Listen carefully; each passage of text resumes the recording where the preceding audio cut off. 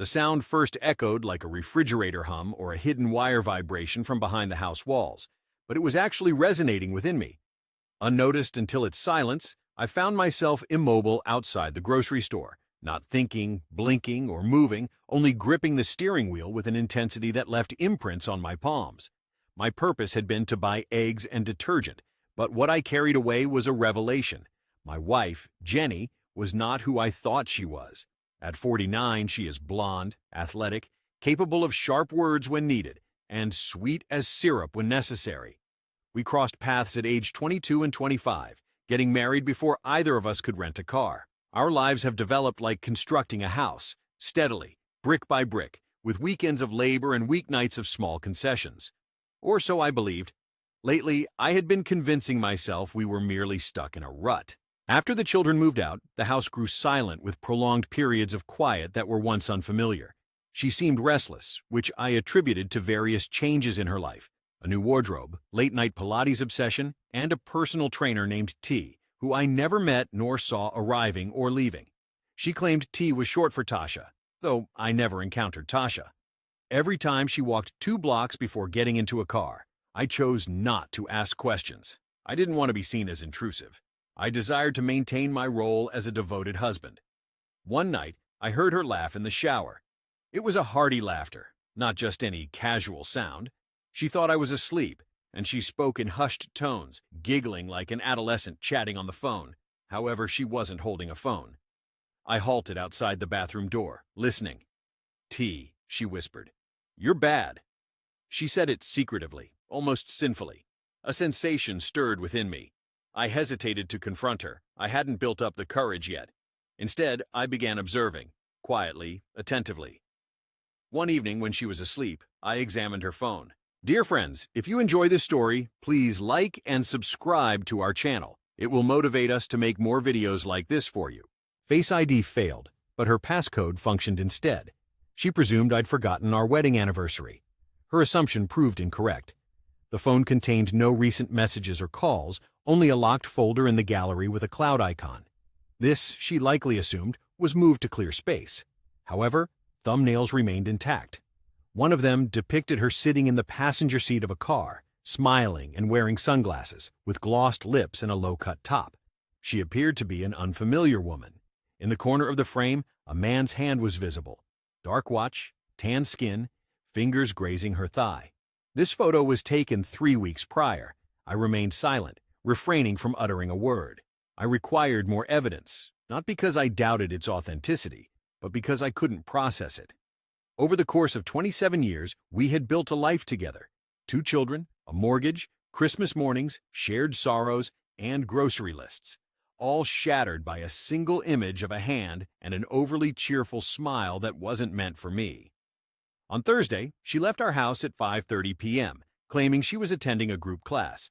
I trailed her, maintaining a safe distance. She only needed to find out her destination. She departed from the primary route, traveled 3 blocks, and entered a parked black Lexus, the same one I'd spotted twice close to our street with tinted windows. The faint aroma of his cologne lingered on her garments hours later. I refrained from pursuing her. It wasn't necessary. Instead, I returned home. I cracked open a beer, sat outside with Max, our dog, and listened to the wind rustling through the trees. My heart felt like a heavy, empty bell. I waited until 9:45 p.m. when she reappeared, flushed and giggling. "Excellent class," she remarked, depositing her gym bag by the stairs. "I believe I strained something." I glanced at her, smiled, and inquired, "Who is he?" She hesitated, one foot still on the bottom step, fingers tightly grasping the railing. Her face showed shock, then perplexity, followed by something more severe. Guesswork. "Who?" she asked. "I observed you, in the car, his hand on your thigh. You chuckled in the shower, Jenny." "You whispered his name." Secrecy. Only the fridge humming and Max's breath filled the kitchen as she casually remarked, "You're likely hallucinating." No denial, no apology, merely a dismissive untruth cloaked in disdain, akin to a child inventing closet monsters. The rhythm in my chest ceased. Everything stood motionless. With nonchalance, she ascended the stairs as if nothing had transpired, as if my query hadn't shattered 27 years of trust. I remained rooted in the kitchen, gazing at the grooves in our chosen dining table from 2004, where we planned after the birth of our second child. I recalled her leaning over it with a notepad, budgeting, strategizing, dreaming. I remembered family dinners, celebrations, spilled drinks, quarrels, laughter. All these memories receded behind the reverberation of 5 words. You're likely hallucinating. That evening I didn't rest. I remained on the couch, shrouded in darkness, phone clutched tightly. I scrutinized each account, all shared passwords, every digital footprint she'd left in our online existence. She was meticulous. No messages, no emails, no receipts. Yet she wasn't infallible. At 2:17 a.m., a calendar entry labeled Stretch Session 8 p.m. Studio 4 caught my eye, synced with her fitness app. Investigating, I discovered Studio 4 didn't exist at that location. There were merely 3 studios in the building. I waited till she dozed off. Her usual soft snores echoed upstairs after her bath, a sound that used to soothe me, now sending shivers down my spine. I ascended, gazing at her peaceful face, hair sprawled on the pillow, donning the same gray sleep shirt she'd wear when striving for normalcy. She had a peculiar habit of curling onto her left side, tucking her hand beneath her cheek. I stood there for a minute, simply observing. I experienced no resentment, no agony, only clarity. The following day, I feigned nonchalance, as if nothing had transpired, prepared her coffee, toasted her bagel. She bestowed a kiss on my cheek and declared, "You're charming," as if I were an unnoticed melody in her morning symphony. I observed her depart through the doorway, attired in leggings and that vibrant coral sports bra, headphones accompanying her ponytail sway. She entered a Lexus. On this occasion, I trailed behind, not too near, just enough. They journeyed 20 minutes to a quiet sector of town, close to the old train station where warehouses have predominantly been transformed into lofts and studios. I found a parking spot around the bend, keeping watch as they exited the vehicle and entered a building with no indicative signage. It was all glass, concrete, and shadows. I remained patient. 32 minutes later, they reappeared. Her hair was disheveled. She smiled, laughed. She struck his arm. He whispered something into her ear. She caressed his chest. They engaged in a prolonged, deliberate kiss, a kiss that suggested familiarity. I captured an image, one distinct and crisp. Unquestionably, that night, I chose not to confront her. It was still imminent. Instead, I printed the photograph, placed it in an envelope, and discreetly left it beneath her pillow before her arrival home. That evening, I prepared dinner, grilled salmon with asparagus, served with white wine, a favorite of hers. She entered, her complexion radiant, remarking she was tired from exercising. I encouraged her to rest while I took care of the meal. Neither during supper nor afterward did she acknowledge the envelope. However, at precisely 11:24 p.m., she silently descended the stairway, clutching the photo. Her expression remained impassive. No tears fell, no remorse was expressed. "You've been watching me," she stated. I resisted the urge to laugh. Instead, I responded, "For how long?" She failed to reply. "For how long, Jenny?" She crossed her arms. "Does it matter?" It was then something within me fractured, not like glass, but like stone. Silent and heavy, it was beyond repair. Seated opposite me, she folded her legs as if we were in a business meeting. I had not intended for this situation to arise. It merely transpired. Met him through a mutual acquaintance. Felt invigorated. "You haven't been around much lately, Greg." "Not for quite some time." I looked at her, puzzled. That was her ploy. I wasn't present, so she chose someone else's company. She overlooked the fact that I worked exhausting 60-hour weeks to help launch her wellness blog, that I sold my vehicle when her father fell ill and we had to cover his medical expenses, that I stood by her during her bouts of depression, miscarriages, and every tough period in our lives. I rose up. She remained still. "I know all about it," I declared, and I meant every word. In that instant, I saw her for what she truly was, and I knew I could no longer feign ignorance. The next morning, the house was hushed. It wasn't a tranquil silence. Every second hand tick, every floorboard creak echoed unspoken words, truths that had landed but continued to wreak havoc. Jenny was downstairs before me, which was out of the ordinary. She had prepared coffee for herself, not for me. She sat at the dining table in her exercise attire, hair pulled back, unmarred by regret. I passed without a word, neither did she. As I grabbed my keys, she asked, "What's next?" I turned and replied, Your call. She sighed audibly. We share history, Greg. Children. A life. I didn't want to cause you pain. You did, I answered. Every day you deceived me. That's when the act ended. Her voice grew tense. Do you believe I intentionally ended up in this situation? Married to a man who stopped acknowledging me years ago? You immersed yourself in work, in routine. You no longer see me. He does, I said. It's amusing how people can rewrite history when it benefits them. She spoke as if she had no options, as though infidelity was an unavoidable, unfortunate event, like a lightning strike, not a series of choices made in the backseat with Alexis. I remained calm and simply said, You could have left. She rose from her seat. Did you intend to annihilate everything we've built together over the years? Yet here we are. I gazed at her. Then realization struck me. It wasn't merely a betrayal she committed. She had constructed an entire alternate existence within our relationship.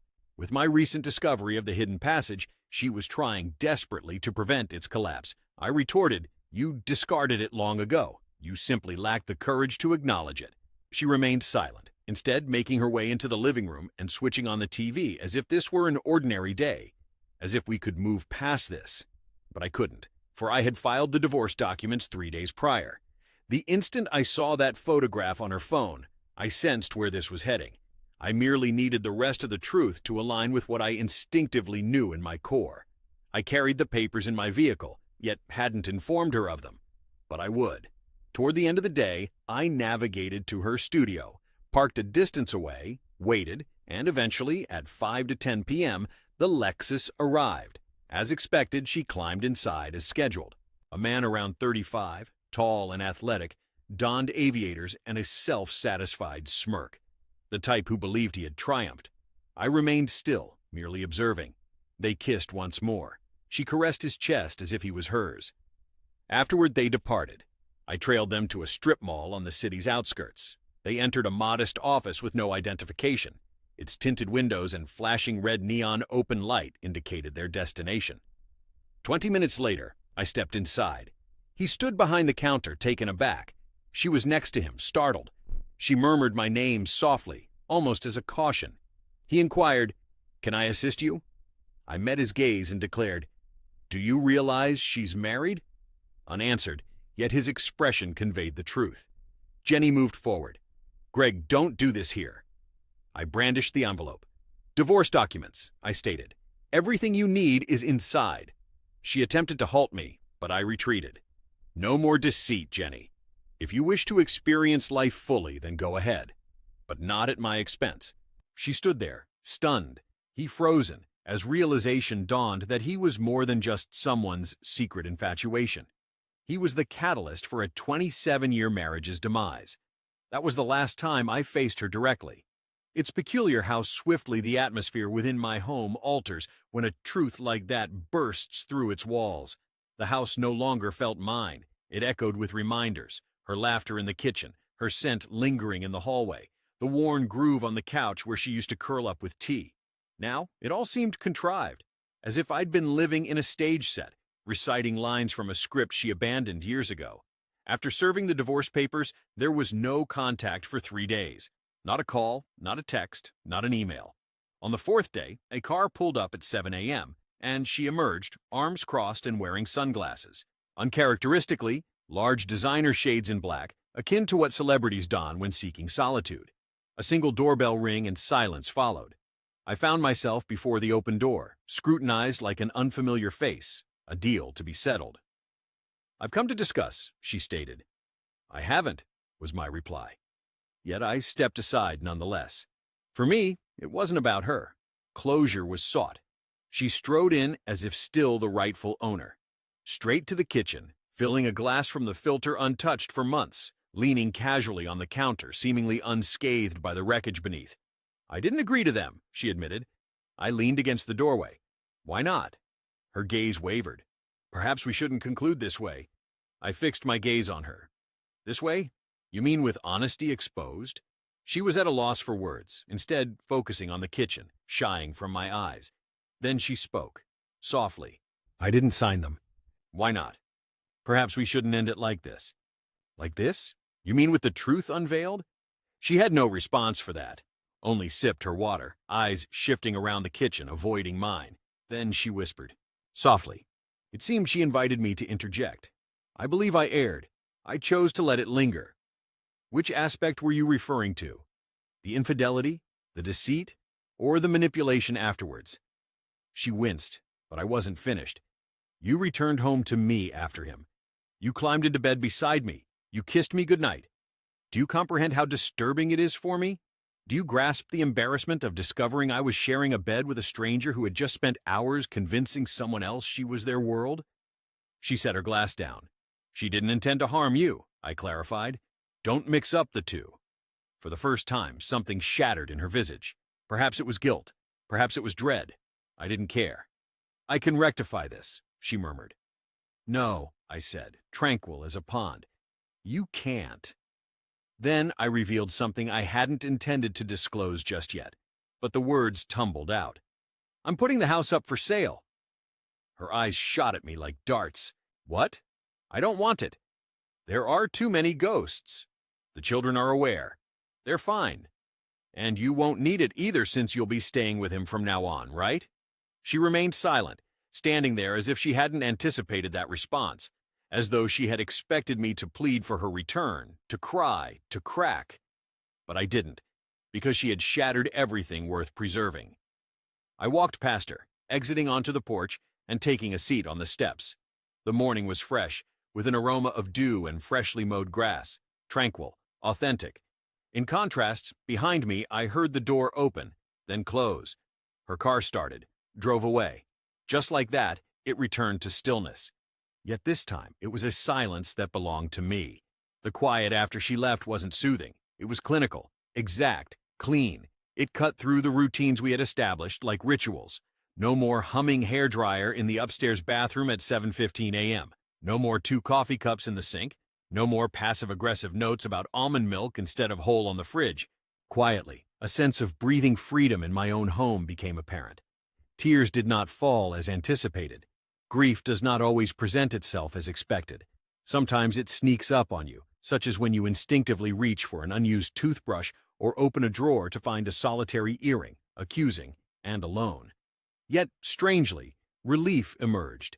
Not happiness nor liberation, just this tranquil, foreign sensation of relief. The charade had ended. I informed the children, a challenging endeavor. Ava bore the brunt. She said, I thought you two were unshakable. You were our example. Tyler remained quieter. He admitted he'd sensed something amiss for years, and communication between us ceased half a decade ago. They inquired if it could be mended. I responded, would you continue to associate with someone who made you feel insignificant? The question was never asked again. Nights were tough, not due to missing her, but because of the vanished ideal of her. In my mind, I had constructed an image of a partner that no longer existed for quite some time. Perhaps I erred in loving a ghostly version of her, rooted in memories alone. Room by room, I gathered mementos, books, throw blankets, the floral candles she used to light while binge-watching crime shows, and placed them into unmarked boxes, stacking them in the garage. I discovered her wedding dress still wrapped in dry cleaner plastic since we had it preserved. I didn't open it, but handed it over to a donation center the next day. The clerk gave me a puzzled look, then said it was beautiful. I assured her it was only fabric now. At home, alterations ensued. Her bed was shifted to the guest room, walls were repainted, and even the framed family portrait was removed from the mantel, not out of spite, but due to a sense of practicality. Each glance at it brought back memories defaced with untruths. At around 1:30 a.m., my phone flickered to life. Just a missed call from me. No message. I scrutinized the screen, watched it dim again. 2 minutes later, another call. This time, I let it ring, and then voicemail took it. Her voice was soft, deliberate, as if she rehearsed every word. Greg. She wasn't sure if this was the right action, but she missed me. Us. She thought she could move on, but she kept returning to me in her mind. Maybe she'd made a mistake. I erased it without a reply, curiosity, or any other reaction. The person she constantly returned to in her thoughts no longer existed for her. That version of me, the man who forgave repeatedly, who believed in her long after she deserved it, ceased to be when I saw her kiss someone else and smile as if I never existed. Now, I'm learning to live without illusions. On a Tuesday morning, the real estate agent Camille arrived, carrying a clipboard and sporting a smile overly radiant for the somber atmosphere of the house. She was a seasoned professional, polite, evidently schooled in navigating the remnants of emotional wreckage like mine. As she traversed the living room, taking notes, occasionally casting glances at me as if gauging the lingering sorrow attached to the furnishings, I remained largely silent. I merely trailed after her, arms folded, responding to her queries with terse, brief replies. Upon reaching the bedroom, the actual one that Jenny and I shared for nearly 3 decades, Camille halted. "It would be best to eliminate personal belongings before the initial viewing," she suggested softly. I had already envisioned this, and I subtly nodded in agreement. The only personal item remaining in that room was the silence. By the week's end, the house was up for sale. I didn't immediately inform Jenny of this, finding no compulsion to do so. It wasn't her home anymore, and she had effectively made that choice the moment she welcomed another man into the spaces we constructed together. When I disclosed it, she reacted as if I'd breached some inviolable code. "You're selling it? Without my involvement?" "You left," I retorted. "You don't have a say in the aftermath." She spoke next, a statement that startled me. "I sacrificed everything for you." I gazed directly at her. "You abandoned me." "That's not the same," she countered, without protest. She simply hung up. I stared at the phone afterwards, half anticipating her callback. It never came. In the ensuing weeks, viewings commenced. Strangers traversed our lives as if they were tourists. They evaluated the kitchen layout and the dimensions of the master closet. They failed to perceive the memories embedded within the walls, the late-night quarrels, the hushed conversations, the music of our daughter learning to play piano in the front room. To them, it was merely property, and to me, that was a blessing. It eased my detachment, helped me relinquish my hold. Yet, just as I settled into the cadence of healing, something altered. It was a Sunday afternoon. I was on the porch with a cup of coffee, gazing at clouds floating over a cloudy sky, accompanied by Max, our dog, who lay beside me with his head resting on his paws, eyes shut. It was one of those moments I yearned for, yet rarely found time for. Then, a recognizable car pulled up. The Lexus. I didn't stir. The engine fell silent, and out stepped him. He seemed taller than my memory recalled, clean-shaven, radiating self-assurance in his dressed-up shirt, suggesting he had just left church or brunch, or someplace formal, yet casual. He didn't appear to be the sort who destroys marriages. However, neither did I. Approaching cautiously, with visible hands, he was Greg. "Greg?" I remained silent. He coughed gently. "I suppose this isn't what you wanted, but—" I considered we should discuss it. I glanced at him for a lengthy moment. "Do you wish to talk?" I asked bluntly. He nodded. "Yes. I believe you deserve the truth." I rose from my seat, placed the coffee aside, and advanced towards him. I told him, "I don't owe you anything, nor do you owe me any favors. So let's get to the point." He glanced at his shoes, then back up. He mentioned that he and her had separated, but their relationship had ended a while ago. He hadn't informed you yet. I almost chuckled. It wasn't funny, but it was fitting of her deception. I pointed out that she lied to both of us. "That's the only truth in all this." He nodded slowly. "She's no longer with me." This revelation startled me. She needed space, she said, seeking clarity. "Affection," she added. She still loved him. Stunned, I looked at him. "You came here to inform me that my wife ended things with you?" "I thought you should know," he said in a low voice. "Why?" I asked. He replied, "I don't believe she knows what she wants. I didn't want to be the one who helped her dismantle everything." I remained silent. He stayed there for a moment more, then turned back towards his car. Before leaving, I said, "You haven't destroyed anything." She was holding on to the match already. He departed without further words. On the porch, my heart unwavering, the silence loomed as intensely as ever. As dusk approached, I re-entered the house, where the hallway light dimmed into slender golden beams tracing the floor. It was that tranquil hour, once soothing, a buffer between day's clamor and night's hush. Yet now it bore an altered essence, a sense of mass, not sorrow per se, rather a gravitational pull. The subtle understanding that I was on the precipice of something I'd devoted much of my adulthood to constructing, then deconstructing piece by piece. I settled onto the couch, picked up my phone. For the first time since this ordeal started, I perused old photos, not for torment, simply to observe, to discern reality from illusion. Our 10th anniversary in Maui. Her in a white sundress, gazing at the ocean as if it held a secret promise. My hand on her waist, yet she didn't lean into me fully. Christmas morning 2012. Children unwrapping presents, Jenny appearing content yet distracted by her phone. I had never noticed that before. Then there was that photo she took of me napping on the couch with Max at my feet. She labeled it, "My boys." I recall when she showed it to me, laughing and mocking me for snoring. I spent a long time gazing at it, trying to ascertain if the warmth I recalled was genuine or merely something I desired to believe in the past. I believe that's the most challenging aspect, I reflect. Not the infidelity, not even the solitude, it's the revision. Comprehending that your recollection of someone, an entire life, is a narrative only you held on to, and they were living a completely different reality, unbeknownst to you without ever informing you. The doorbell rang around 8 p.m. For a brief moment, I thought it might be her. It wasn't. It was Ava, our daughter. She was carrying 2 coffees and takeout.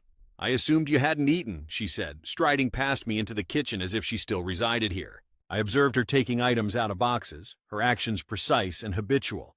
She seemed fatigued. She often wore herself out due to Jenny's constant running, thinking and burdening herself more than necessary.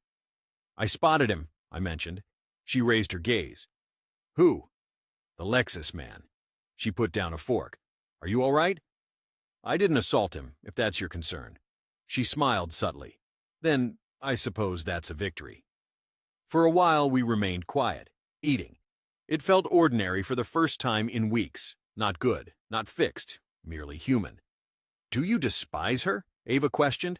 I shook my head. "No, I detest what she did. However, hating her won't mend anything." She gave a slow nod. "I don't believe I can regard her as before." "You need not. You merely need to be truthful about your feelings. That is where I erred." I continued pretending everything was acceptable, long after it ceased being so. Following dinner, she assisted in cleaning up, hugged me for a longer duration than usual, said, "You're stronger than you believe." I didn't feel powerful. I just felt conscious. The following day, I finished packing Jenny's leftover belongings, marking the container this time, and sent her an image of it in the garage with the caption, "Retrieve by Friday." She responded 2 hours later, simply with, "Agreed." No remorse, no efforts to rectify. And that, above everything else, validated what I had suspected all along. She had never intended to cast a backward glance, instead, merely rewriting her narrative when the chaos subsided. Yet I would not permit it. I'd endured too much silence in my past. As promised, Friday arrived with its accompanying storm, a heavy mid-spring rain that drenched everything swiftly and had the gutters wailing. I remained by the front window, observing the street obscured behind the deluge, a single lamp lit, Max asleep at my feet. Her box, securely sealed, labeled and taped shut like a declaration, stood near the garage door, untouched. At 6:12 p.m., a car parked, not Jenny's Lexus this time, but an unrecognized silver sedan.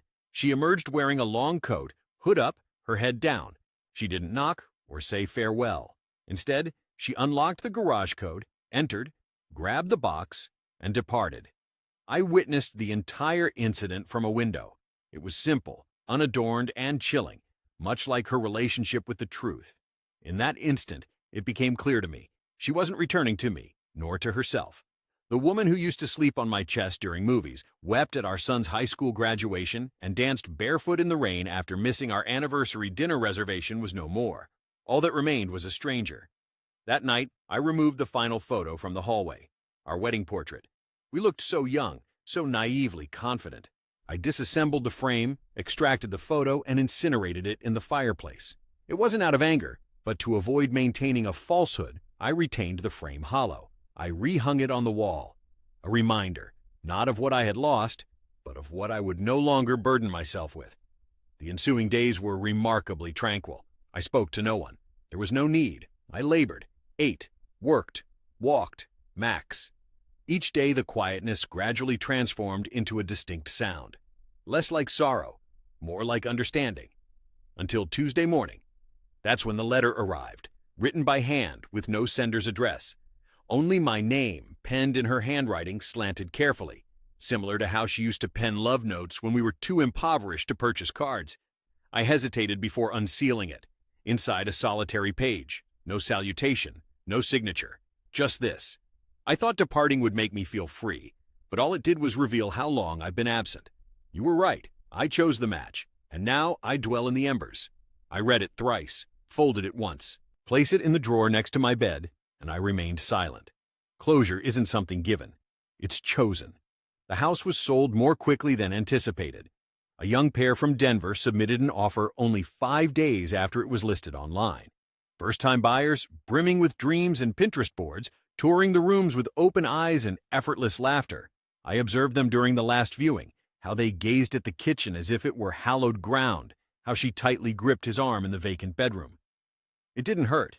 It could have, but it didn't. Because for the first time in months, possibly years, I recognized that the story had already concluded. I was merely turning the page. The closing day was a subdued event. Signatures, polite congratulations, a key exchange. No tears, no dramatic last backward glance, just a gradual, dignified separation, like a leaf detaching from the branch, borne away by a wind that didn't ask for consent. I relocated to a house 2 towns away, compact and one-storied with no frills, a modest abode suitable for me and Max. The inaugural night, I dined on takeout in a vacant lounge, with Max lying beside me as the scent of fresh paint lingered. It felt rewarding. It felt deserved. I resumed writing again, primarily for myself. Haven't done that in years. Every morning preceding emails and work calls, I would sit at the kitchen counter sipping black coffee and jotting down thoughts in a notebook, ideas previously unspoken. To her, to myself. The initial sentence I penned, "Loyalty devoid of honesty is merely self-incarceration." One night, Ava dropped by. She offered pie, sat on the porch and surveyed the surroundings. "You seem freer," she commented. I acknowledged, "I believe I'm no longer burdening myself with her." She hesitated. She had been contacting me. I assumed as much. She persists in claiming she didn't recognize her value until it was lost. I took a breath. She didn't lose me when she was unfaithful. She lost me with her deceit afterward. Ava looked at her hands and then back at me, asking if she could converse with you. I declined. Silence filled the air, not anger, but conviction. Forgiveness had already been bestowed upon her, not because of her worthiness, but to stop drinking the poison she'd given me. A couple of days later, I unintentionally passed by the old house. The porch lights were on, a new welcome mat, and a swing where once stood a rosebush. I moved on, not slowing down, entering a night that no longer echoed her presence. It's been 7 months now, since the day I questioned her. Who is he? Since then, the illusion crumbled, and my life began a peaceful yet violent reconstruction.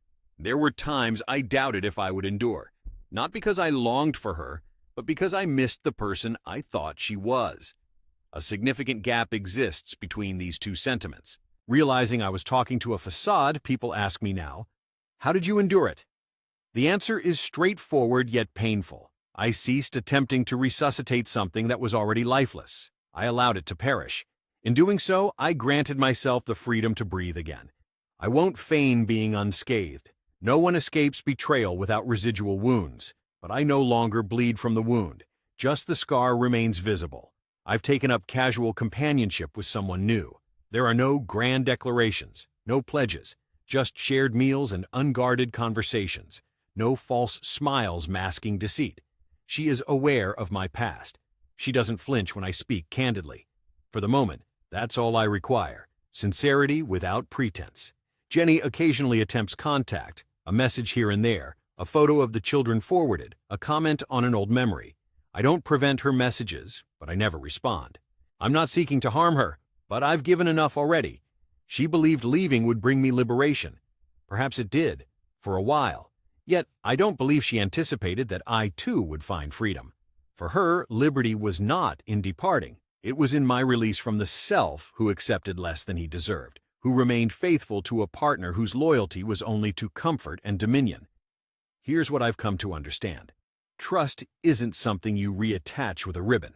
Love doesn't excuse betrayal. And no matter how long you preserve it, silence won't safeguard a marriage constructed on lies.